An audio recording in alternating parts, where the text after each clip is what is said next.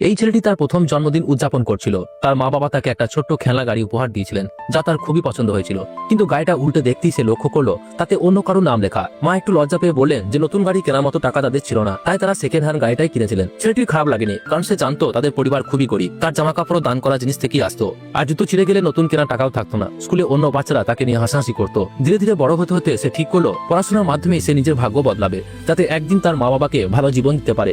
সে একটা নামী ইউনিভার্সিটিতে ভর্তি হওয়ার সুযোগ পেল। কিন্তু ঠিক সেই সময় তার বাবা গুরুতর অসুস্থ হয়ে পড়লেন। অপারেশনের টাকা জোগাড় করার জন্য সে পড়াশোনা ছেড়ে চুপচাপ একটা কনস্ট্রাকশন সাইটে কাজ করতে চলে গেল। তাড়াতাড়ি বেতন পাওয়ার জন্য সে লোকজনের কাছে হাত জোর করে অনুরোধ করত।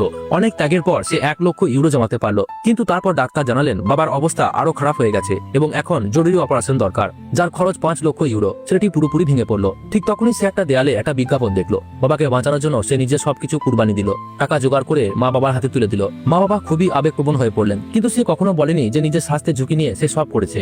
তার চলে যাওয়ার পর মা বাবাকে বললেন তারা কেন কখনো বলেননি যে তারা দেশের সবচেয়ে ধনী মানুষদের একজন, আর তাদের ছেলে এত বছর কষ্টে থেকেছে। বাবা জবাব দিলেন তারা সবকিছু তাদের দত্তক ছেলের জন্মদিনের পর জানাবেন, যদিও সেই দিনই তাদের আসল ছেলেরও জন্মদিন ছিল, যাকে তারা ইচ্ছে করেই উপেক্ষা করে গেছেন যাতে সে শক্ত হতে পারে। সেই রাতেই মা বাবা তাদের দত্তক ছেলেকে একটা বিলাসবহুল হোটেলে নিয়ে গেলেন। তারা জানতেন না যে তাদের আসল ছেলে সেখানে ওয়েটারে কাজ করছে, শুধুমাত্র বাবা চিকিৎসার খরচ জোগাড় করার জন্য। ছেলেটি শক্ট হয়ে গেল যখন সে সেই অভিজাত জায়গায় মা বাবাকে দেখলো। নিশ্চিত হতে সে তার মাকে ফোন করলো, আর মা ঠিক তার সামনেই ফোনটা ধরলেন। সেই মুহূর্তে সে সব সত্য বুঝে গেল এবং তার হৃদয় পুরোপুরি ভেঙে গেল। তার মনে হলো কয়েকদিন আগে কনস্ট্রাকশন সাইটে যে লোকটাকে সে ধমক দিয়েছিল সে আসলে তার বাবারই কর্মচারী ছিল। সবটাই ছিল এক নিষ্ঠুর পরীক্ষা।